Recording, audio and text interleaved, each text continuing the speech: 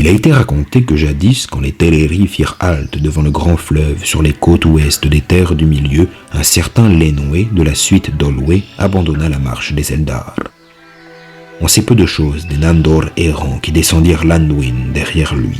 Certains, dit-on, restèrent toujours sur les pentes boisées de la grande vallée, d'autres atteignirent l'embouchure et s'installèrent au bord de la mer, d'autres encore franchirent les montagnes blanches et Red Nimrais, remontèrent vers le nord et arrivèrent en Eriador, le pays sauvage qui va d'Eredluin aux montagnes de brume.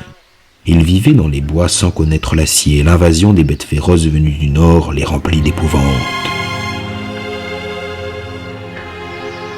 Ce furent les Naogrim qui en apportèrent la nouvelle au roi Thingol.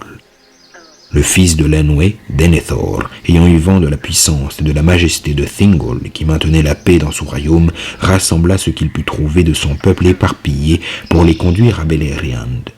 Thingol leur fit bon accueil, comme à des frères égarés depuis longtemps, et ils s'établirent à Osiriand, le pays des 7 rivières.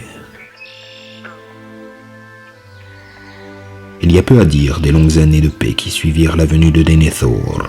On raconte qu'alors Daeron, le ménestrel, premier conteur du royaume de Thingol, inventa les runes et que les Naogrim de Beleriand les apprirent, très contents de cette invention, et qu'ils tinrent Daeron en plus grande estime que ne faisaient les Sindar, son propre peuple. Grâce aux nains, les Kirth franchirent les montagnes de l'Est et vinrent contribuer au savoir de nombreux peuples.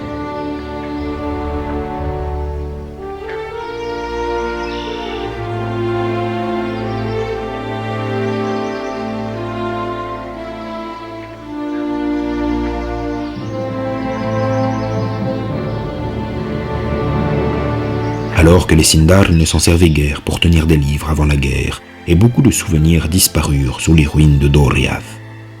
Que dire d'autre d'une vie heureuse et paisible avant qu'elle prît fin, car il en est des œuvres d'une merveilleuse beauté qui témoignent pour elles-mêmes, tant que des yeux peuvent les voir et qui ne passent à la légende que lorsqu'elles sont brisées ou menacées de l'être.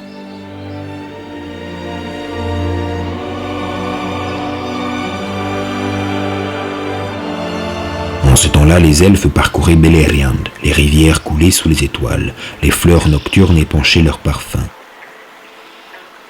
La beauté de Melian était à son midi et celle de Lúthien à l'aube de son printemps.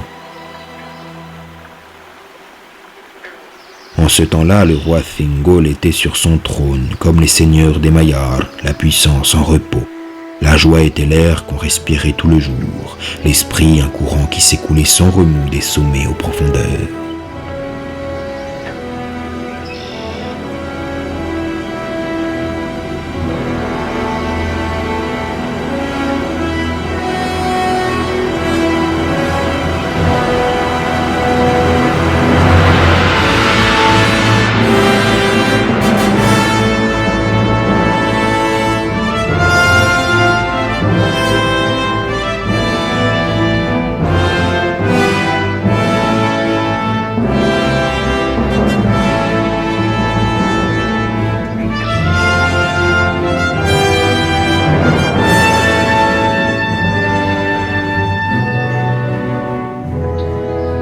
Mais il advint enfin que ce bonheur approcha de sa fin et que le midi de Valinor pencha vers son crépuscule.